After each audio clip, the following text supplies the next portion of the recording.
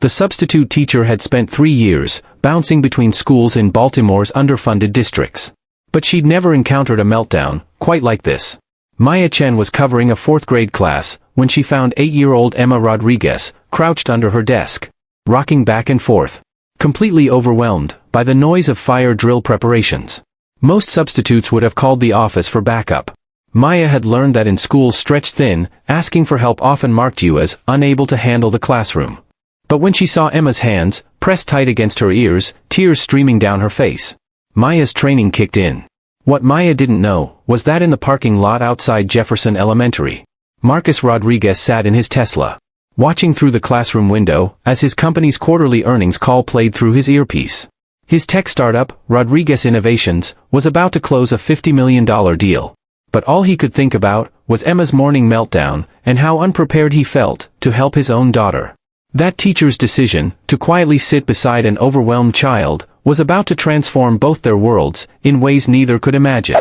Marcus had been in back-to-back investor meetings since 6 a.m. when his phone buzzed with the dreaded caller ID. Jefferson Elementary School. Emma's regular teacher, Mrs. Patterson, was out sick, and his 8-year-old daughter was struggling with the substitute. Mr. Rodriguez? This is Principal Williams. Emma is having a difficult morning with the change in routine. Can you? I'll be right there. Marcus was already grabbing his keys, leaving his CTO to handle the presentation slides. This was the 3rd call this month. Emma's autism made transitions incredibly challenging, and substitute teachers rarely understood how to help her regulate. He tried everything. Special schools, private tutors, behavioral therapists. Nothing seemed to help Emma navigate the unexpected changes that sent her into sensory overload. Maya found Emma exactly where Principal Williams said she'd be. Wedged between her desk and the wall, arms wrapped around her knees, humming a soft tune to self-soothe. The other students were lined up for fire drill practice, chattering loudly about the interruption to their math lesson. Maya had seen this before. Not just autism, though her younger brother Tony had been diagnosed at age 6. But the specific overwhelm that came when too many sensory inputs hit at once. Fire drills meant loud bells, crowded hallways, and broken routines. Instead of coaxing Emma out or calling for backup, Maya quietly dismissed the other students to the hallway with the teaching assistant. Then she sat cross-legged on the floor, beside Emma's desk. The bell is really loud, isn't it? Maya said softly, not expecting an answer. Would it help if we counted together until it stops? Emma's humming paused. She peeked out from behind her arms. My brother Tony taught me this trick, Maya continued, pulling a small stress ball from her bag. When sounds get too big, we squeeze something small. Want to try? Emma's hand slowly reached out, accepting the textured ball. Maya began counting in Spanish. Uno, dos, tres. And Emma's breathing started to slow. Mrs. Patterson usually lets me stay inside during fire drills, Emma whispered. Her first words of the day. That makes sense. Fire drill bells aren't really for learning, are they? They're just for practicing safety. Maya pulled out her phone. Would it help if we made a plan for what happens next? For the next 10 minutes. Maya and Emma created a visual schedule for the rest of the day, complete with built-in sensory breaks and a quiet corner Emma could use when things felt overwhelming. Marcus arrived expecting to find Emma in the principal's office, melting down and exhausted. Instead, he found her in the classroom, carefully arranging colored pencils by spectrum while explaining to the substitute teacher how she organized her art supplies at home. Mr. Rodriguez? Maya stood up, extending her hand.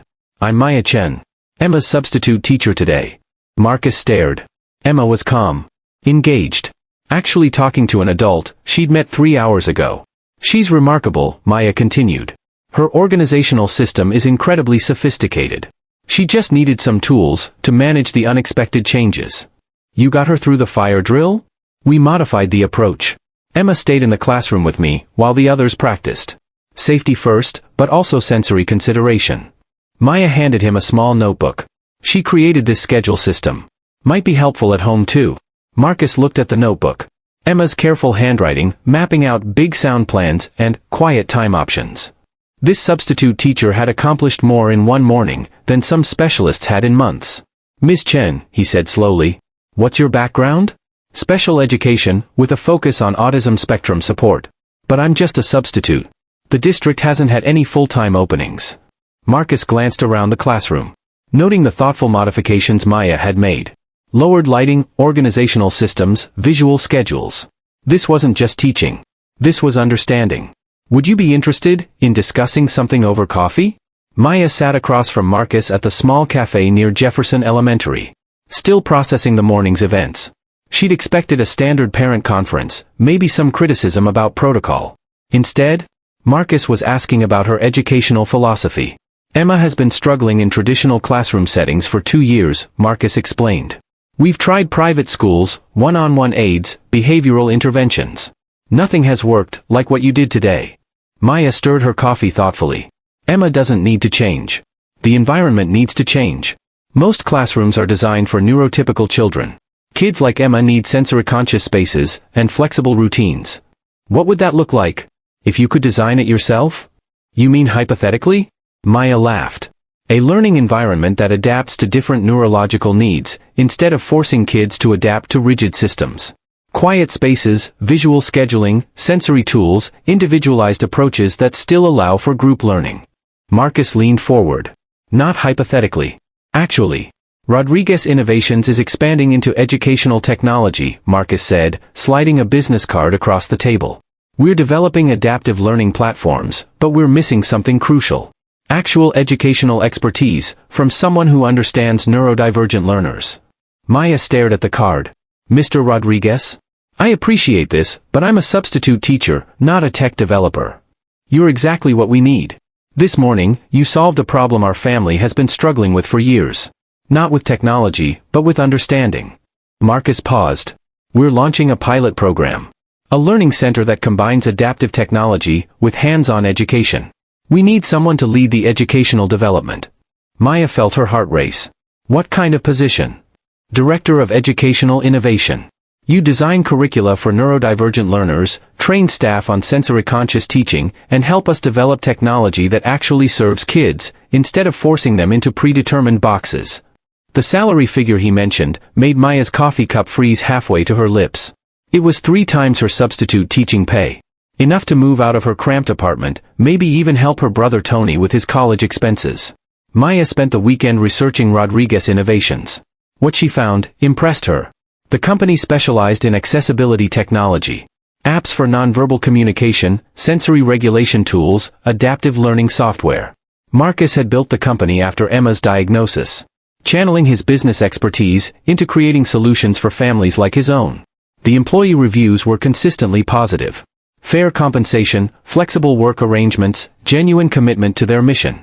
But what struck Maya most were the interviews Marcus had given to tech journals, where he consistently emphasized that technology should serve human needs, not create new barriers. This wasn't charity. This was strategy, based on personal understanding. Maya called her brother Tony that evening. A parent offered me a job because I helped his daughter with sensory overload. Does that sound real? It sounds like someone finally noticed. That you're brilliant at what you do, Tony replied. Maya, you've been fixing problems in broken school systems for 3 years. Maybe it's time someone gave you the resources to fix them properly. Monday morning, Maya found herself back at Jefferson Elementary. But everything felt different. She watched as other substitutes struggled with classroom management. As kids with obvious learning differences got labeled as disruptive. As brilliant minds like Emma's got overlooked because they didn't fit standard teaching approaches. During lunch break, she called Marcus. Mr. Rodriguez? It's Maya Chen. I've been thinking about your offer. And I have conditions. If I'm designing educational programs, I want to pilot them with real kids from real families, not just build theoretical frameworks. I want to work with public schools, not just private programs. And I want to ensure that what we develop is accessible to families who can't afford private solutions. A pause. Then Marcus's voice, warmer than she'd heard it. Those aren't conditions, Ms. Chen. Those are exactly the principles we need. Rodriguez Innovations occupied 2 floors of a converted warehouse in Baltimore's Innovation District. Maya walked through the office in her best professional outfit. A blazer from Target and shoes that pinched her feet but looked appropriately corporate. Everything was different from the schools she knew. Natural lighting, quiet spaces, sensory-friendly design elements. Employees worked at standing desks, adjustable lighting, noise-canceling headphones available at every workstation. Marcus met her at the elevator. Ready to meet your team? My team? Educational Innovation Division. We've assigned you 3 specialists to start. Dr. Sarah Kim, developmental psychologist. Alex Martinez, former special education teacher. And Dr. James Washington, assistive technology researcher. Maya's stomach flipped. They all have more credentials than I do. They all have more degrees, Marcus corrected. You have more experience with what we're trying to solve. The conference room had been modified since Maya's last visit. Softer lighting, fidget tools on the table, visual agenda boards on the walls. 3 professionals sat around the table, each looking eager but uncertain. Dr. Kim spoke first. Maya, I've reviewed your approach with Emma Rodriguez. Your intuitive understanding of sensory processing is remarkable, but developing systematic educational programs requires research-based methodologies, validated assessment tools. It requires understanding what it's like when a fire drill sends a kid into sensory overload, and there's no quiet space in the entire school, Maya interrupted gently. It requires knowing that brilliant kids like Emma get labeled as behavioral problems, when the real problem is environments that aren't designed for how their brains work. Alex Martinez, the former special education teacher, nodded slowly. What would you prioritize first, Maya? Maya thought about Emma, about her brother Tony, about the dozens of neurodivergent kids she'd watched struggle in inappropriate environments. Sensory-conscious classroom design standards. Right now, schools are built for efficiency, not for learning. Fluorescent lights, hard surfaces, constant noise, rigid seating arrangements. We need research-backed environmental modifications that work for different neurological needs. Dr. Washington, the assistive technology researcher, leaned forward. That would require working with architects, education policymakers, substantial funding. It would also reduce behavioral incidents by at least 40%, improve learning outcomes for neurodivergent students, and create better environments for neurotypical kids too, Maya added. I've seen it work in microenvironments. We just need to scale it. 6 weeks later, Maya presented their pilot program results to Rodriguez Innovation's board of directors. The adaptive learning environment had been tested in 3 Baltimore elementary schools with remarkable outcomes. Behavioral incidents down 35%, academic engagement up 28%, teacher satisfaction improved significantly. The key insight, Maya explained to the room of executives, is that when we design learning environments for neurodivergent children, we create better spaces for all children. Quiet zones, flexible seating, visual schedules, sensory tools. These support every type of learner. Board member Patricia Santos, an education policy expert, asked the question Maya had been dreading. What's your background in large-scale educational program development, Ms. Chen? None, Maya said simply. But I have 3 years of experience watching educational systems fail kids like Emma Rodriguez. Sometimes the most valuable perspective comes from people who've been working around broken systems long enough to know exactly how to fix them. Marcus smiled slightly. Patricia Santos made notes. After the meeting, she approached Maya directly. We want to expand this to 12 school districts. Can your team handle that scale? Maya stared at her. 12 districts? We've only tested 3 schools. We think you're onto something revolutionary. The Department of Education is asking questions. Success brought scrutiny. Maya wasn't prepared for. Education journals wanted interviews. Policy conferences invited her to speak. Suddenly, she was being called an educational innovator and neurodiversity advocate. It also brought professional jealousy. Dr. Michael Harrison, superintendent of one of Baltimore's largest school districts, published a critical article in Education Weekly. Unproven methodologies in special education, when good intentions undermine evidence-based practice. While he didn't mention Maya by name, the timing was unmistakable. The article questioned whether feel-good initiatives led by individuals without proper administrative credentials were diverting resources from proven educational interventions. Maya read the article 3 times, each reading making her chest tighten. She recognized the language. The subtle implication that understanding children was somehow less valuable than understanding bureaucracy. Tony called that evening. You see that article? Yeah. You know what I think? What? I think Dr. Michael Harrison is scared that a substitute teacher just showed him how to actually help kids, instead of just managing them. The criticism escalated when a concerned parents group filed a complaint with the Maryland Department of Education, claiming that Rodriguez Innovation's educational programs were experimenting on vulnerable children, and that Maya's lack of administrative credentials made her unqualified to influence educational policy. The complaint was signed by 12 education administrators, including Dr. Harrison. It was also completely misrepresenting their work. Maya sat in Marcus's office at 7 a.m., the legal documents spread across his desk, like accusations of crimes she hadn't committed. They're saying our sensory-conscious design modifications constitute unproven psychological interventions, Marcus said, his voice tight with controlled anger. They want the state to investigate our programs and potentially ban them from public schools. Maya stared at the papers. This is about Emma, isn't it? About me being a substitute teacher, instead of someone with the right credentials. This is about you being effective, Marcus corrected. And about people who've built careers on the idea that education has to be standardized and inflexible. What happens now? Marcus's jaw tightened. Now we fight back. With data. The hearing was scheduled for a Tuesday morning in Annapolis. Maya wore her best professional outfit. The one Emma had helped her pick out during a shopping trip that had become an unexpected friendship between teacher and student. Dr. Harrison testified first, his voice carrying the authority of 30 years in education administration. Sensory modifications, when properly implemented by licensed educational specialists, can serve important functions. However, allowing uncredentialed personnel to develop and implement programs that influence learning environments creates unnecessary risks to student safety and educational outcomes. When Maya's turn came, she didn't argue credentials or administrative experience. Instead, she brought Emma Rodriguez. 3 months ago? Emma couldn't complete a full school day without multiple meltdowns, Maya said, her voice steady.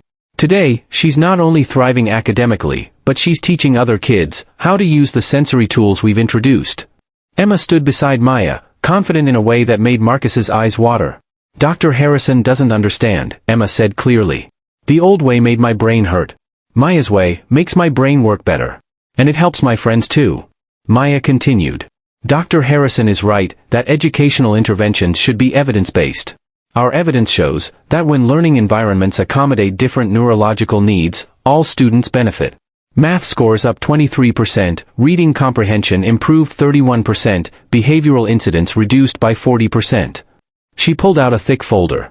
These are letters from parents whose children went from problem students to honor roll after simple environmental modifications.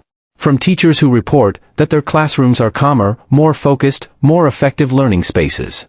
But more importantly, Maya concluded, these programs aren't about my credentials. They're about recognizing that children like Emma aren't broken. Our systems are broken. And sometimes it takes someone who's been working around those broken systems to know exactly how to fix them. The Maryland Department of Education not only dismissed the complaint, but commissioned Rodriguez Innovations to develop statewide guidelines for sensory-conscious classroom design. Dr. Washington from the board specifically noted that programs like those developed by the Rodriguez team represent exactly the kind of evidence-based innovation our schools need. But the real vindication came 6 months later, when the Baltimore Sun featured Emma Rodriguez on its front page. 8-year-old autism advocate. Helps redesign city schools. Maya stood in her office. Her corner office with windows overlooking the harbor. Watching Emma's presentation to the Baltimore City School Board via live stream. Her former student was explaining to education officials how sensory tools helped all kinds of learners, not just autistic kids. I'm proud of you, Maya, Marcus said, knocking on her door frame. Ready for the foundation board meeting? Maya nodded. The Rodriguez Foundation for Inclusive Education had launched 3 months earlier, funding sensory-conscious design modifications in schools across the country. What had started with one overwhelmed child under a desk had become a national movement. One more thing, Marcus said, handing her an envelope. From Emma. Inside was a drawing in Emma's careful style. A classroom full of different kinds of kids, all learning together. With the words, "Thank you for making school work for my brain," written in purple marker. At the bottom, in different handwriting. Emma had added, "Maya taught me that being different isn't broken. It's just different. And different can be amazing." Maya smiled, looking out at the harbor, where her journey had begun with a simple choice, to sit on a classroom floor, with a child who needed understanding. Sometimes the most powerful teaching didn't happen with curriculum or credentials. Sometimes it happened when someone cared enough to see the world through a child's eyes, and had the courage to change the systems that weren't working. And sometimes, if you were very lucky, that understanding grew into something that could help thousands of children feel like their brains belonged in the world. Join us to share meaningful stories by hitting the like and subscribe buttons. Don't forget to turn on the notification bell to start your day with profound lessons and heartfelt empathy.